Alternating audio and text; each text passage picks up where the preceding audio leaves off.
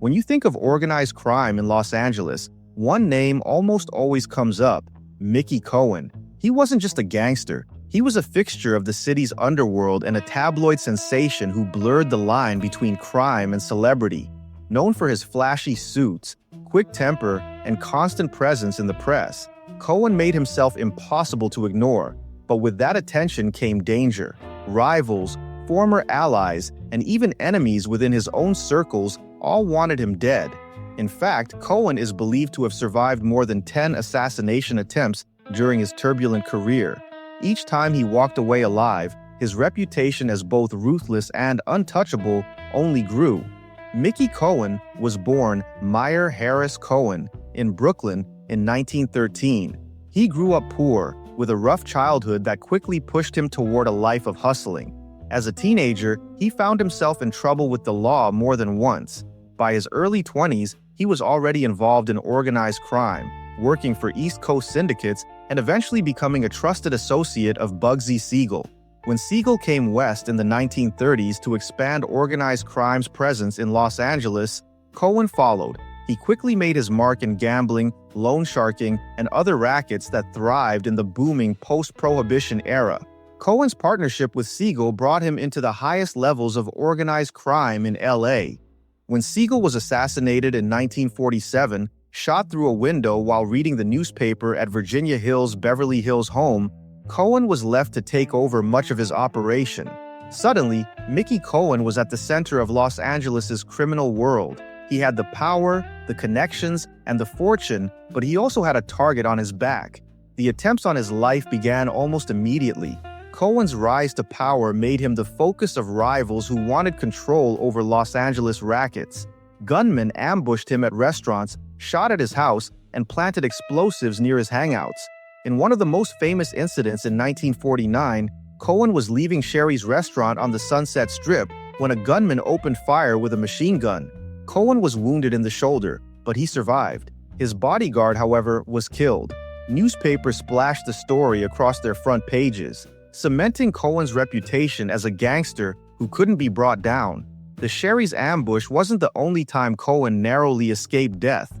That same year, his Brentwood home was bombed in the middle of the night. The explosion tore through the property, but Cohen and his family escaped unharmed. Neighbors were terrified, and the story once again made headlines across Los Angeles. It seemed like no matter how many times his enemies tried, Cohen managed to slip away. Part of the reason for Cohen's survival was sheer luck. Many of the hits against him were poorly planned or executed, but another reason was his own paranoia and constant preparation. Cohen was known to surround himself with bodyguards at all times. He rarely went anywhere without a small army of armed men. He also installed alarm systems, reinforced his home, and always kept weapons close by. In an era when mob bosses often prided themselves on moving discreetly, Cohen went the opposite direction. He flaunted his power and dared anyone to take him down. Cohen also had another layer of protection: his connections. He cultivated relationships with politicians, law enforcement officials, and even members of the press. Some admired him, others feared him, and many were simply bought off. This network made it difficult for rivals to succeed in killing him. Too many people knew that if Cohen fell, the power balance in Los Angeles would shift dramatically. But that didn't stop his enemies from trying. Over the years, gunmen continued to track him down. He was shot at in nightclubs, ambushed while driving, and repeatedly targeted in his own home.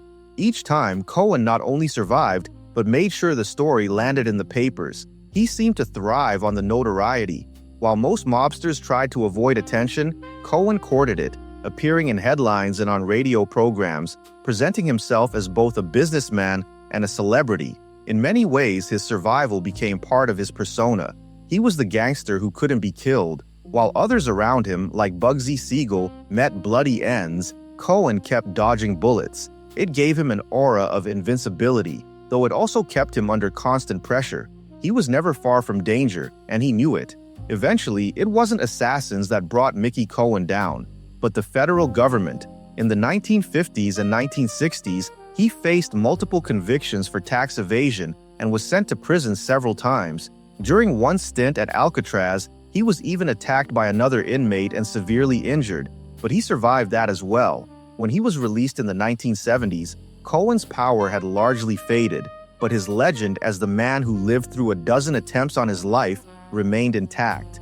By the time of his death in 1976, from natural causes, Cohen had lived a life few could imagine. He went from a poor Brooklyn kid to one of the most infamous figures in Los Angeles history, surviving bombs, bullets, and betrayals along the way.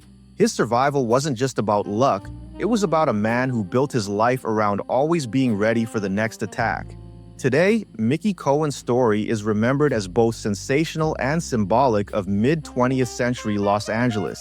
His life illustrates the way organized crime, celebrity culture, and media fed off each other in the city.